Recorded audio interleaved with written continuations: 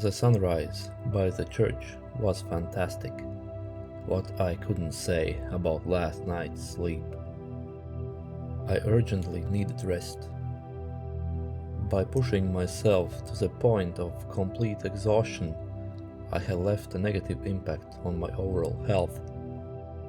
Instead of sleep, I was being jolted by spasms and convulsions, accompanied by heavy sweating. So I had to get further along the route, so see how much time I could spare for the rest. I couldn't develop any significant speed on the rocky trail. The stones were digging into my feet, and I realized that my choice of shoes wasn't right this time either. Of course, the sleepless night also affected my average speed.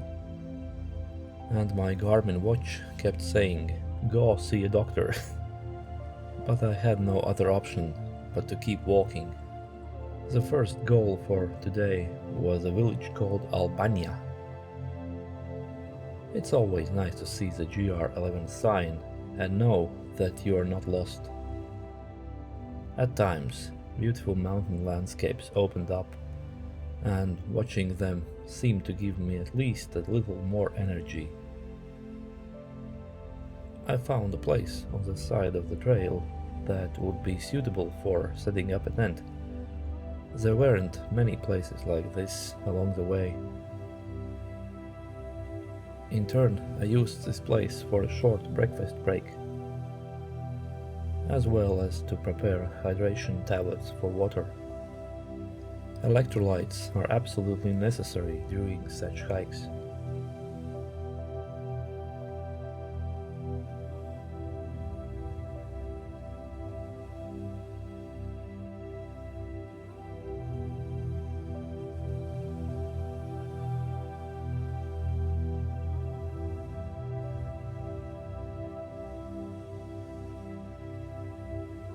At times, the trail led along a country road and my average speed improved rapidly, but there weren't many such sections.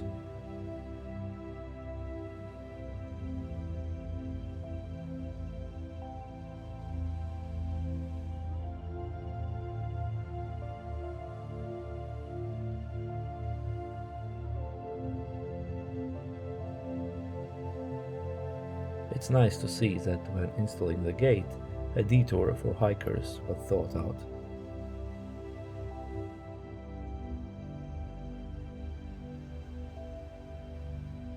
The problem was that when planning the hike, I had booked hotels in various parts of the trail in advance.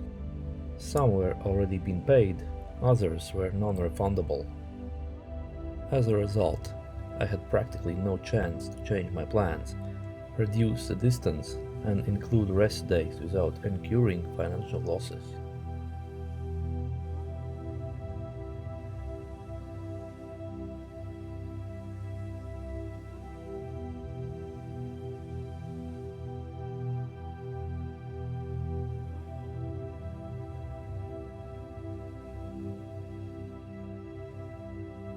Road or trail? In such situations, I choose to follow the original trail. The trail is definitely much more difficult, but otherwise I could hardly consider myself to have walked the GR11, although the road and the trail often led to the same destination. Somewhere down there was Albanyà, but the climb down took a noticeable amount of time.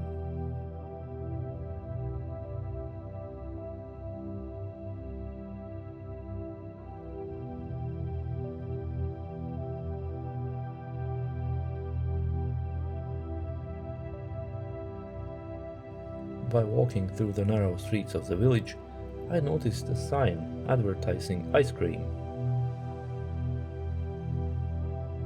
Seeing a cafe around the corner filled me with indescribable joy.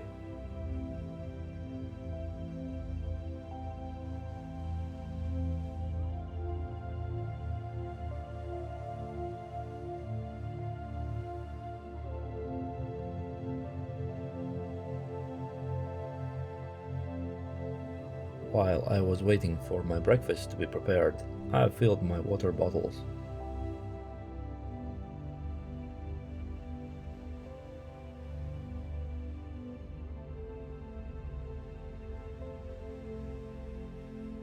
Albanyà was a charming village, and I would have liked to stay longer and relax, but time was running out and I had to move on. I had to climb the next mountain ranges, and it was more than a 1,000-meter climb in total. A few hours later, another thunderstorm was expected, and I had to find some shelter. The signpost showed 4 hours and 20 minutes to Refuge Pasegoda, and it was clear that I didn't have enough time left.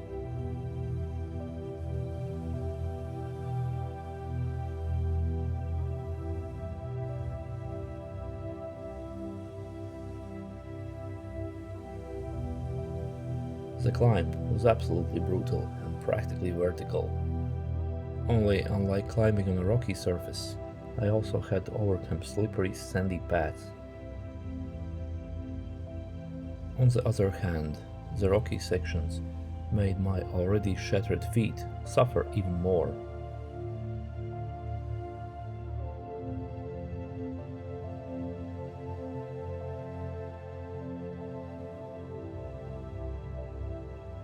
For a moment, I caught myself thinking that I was still enjoying the small fragments of concrete or asphalt road.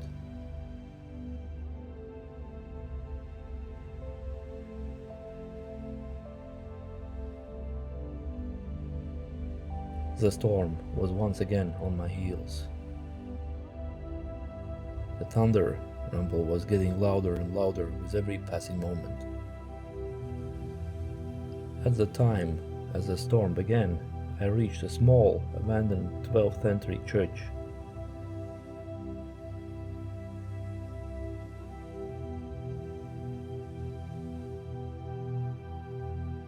Saving myself from the storm and hail, I pushed open the door latch and took refuge in the church.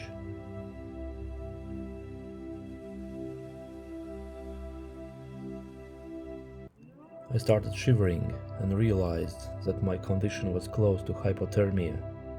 This condition is very dangerous, and sometimes you only have a few minutes to warm up and stop your body from cooling down. I pulled out my sleeping bag from my backpack and wrapped myself in it, falling asleep almost immediately. An hour later, I woke up, and the storm had practically passed.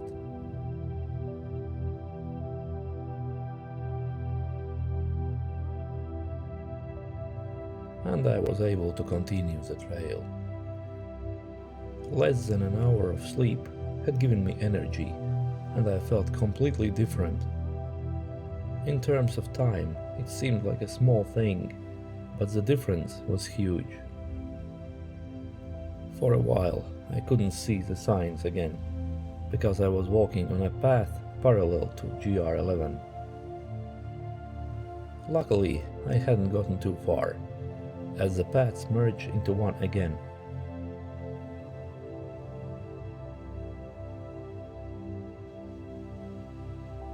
I urgently needed to find water, because I had less than a liter left. Unfortunately, the well marked on the map that I came to didn't inspire confidence. The water pipe was even welded shut, which could only mean that the water was not suitable for drinking. It is possible that there was once even a regional water intake point, but those times seem to have passed.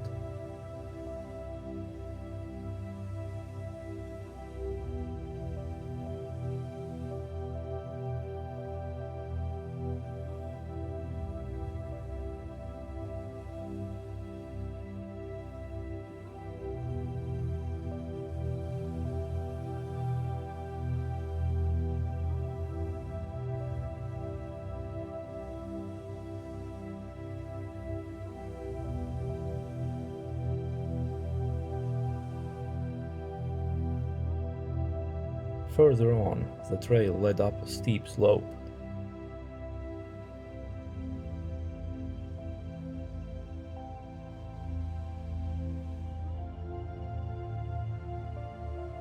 And the race against time had begun again. Instead of the rest day, I had completely exhausted myself on the second day too. It wasn't long until dark, and the rain clouds were getting closer. The path was narrow, slippery, and muddy. But the beautiful views didn't let despair take over.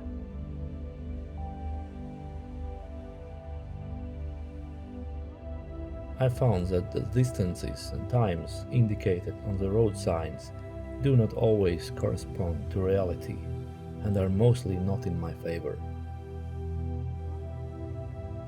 In the end, I reached Sant Aniol de Aguja. There was an unmanned refuge nearby, where I settled in and immediately fell asleep.